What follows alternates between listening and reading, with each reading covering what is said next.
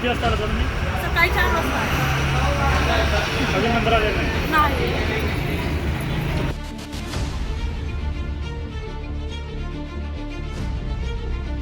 साडेचार वाजता आलो. तर आता ऑफिस किती वाजता उघडतं? त्यांच्या नियमाप्रमाणे उद्या 9:30 किती वाजता नंबर आला? वाजता आले. आज ते अजून 4:30 वाजले. मी किती तास वेटिंगला होतो का? आता किती झाले सकाळपासून. जेवून तरी आलं सगळ्या नाश्ता वगैरे काय? जेवून आलोय. ते नाश्ता दिला आम्हाला. कुठल्या गावाला आले तुम्ही? आवडली तर पैसे वगैरे काय घेतात काय? ऑनलाईनची फी? नाही. तर नंबर म्हणजे चुकीचं म्हणजे सकाळी जरा म्हणजे हे सालवाच केला. मग आम्ही म्हटलं इथं येऊन काय करायचं म्हणजे तुम्ही मग नंबर लावशील आणि घराकडे जाशील सगळं कामं करून येशील. आता आम्ही बारकी पोरं ठेवून घरात आलो. किती वाजता आला तुम्ही? सकाळी 4 वाजता.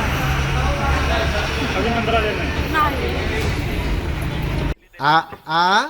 आई येस ब ब बदक क क कणीदार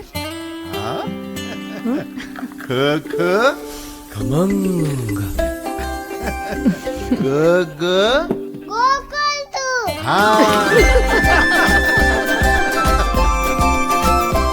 अगदी घरच्यासारखं कणीदार खमंग म्हणजेच गोकुळ तूप. महाराष्ट्र राज्य इमारत आणि इतर बांधकाम कामगार कल्याणकारी मंडळाकडून बांधकाम कामगारांच्या कल्याणाच्या विविध 28 प्रकारच्या योजनांचा लाभ बांधकाम कामगारांना दिला जातो. यापूर्वी या सर्व योजना पब्लिक पोर्टलच्या माध्यमातून ऑनलाईन नोंदणी करून कामगारांना लाभ देण्यात येत होता. यामध्ये एजंटांचे प्रमाण वाढल्यानं एजंट लोक मोठ्या प्रमाणात बांधकाम कामगारांची आर्थिक लूट करत होते. त्यामध्ये बोगस कामगारांचीही मोठ्या प्रमाणात वाढ झाल्याने कल्याणकारी मंडळाकडून प्रत्येक तालुक्याला एक सेवा केंद्र देण्यात आले आहे.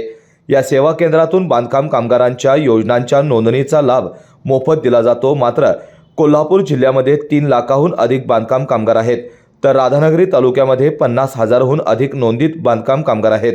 राधानगरी तालुक्यासाठी राधानगरी एसटी स्टँडजवळ सेवा केंद्र आहे. या सेवा केंद्रामध्ये बांधकाम कामगारांची मोठ्या प्रमाणात गर्दी होत असते. काही बांधकाम कामगार नोंदणीसाठी आपला नंबर लवकर लागावा यासाठी पहाटे 4 पासून या सेवा केंद्र कार्यालयाच्या दारात बसून असतात.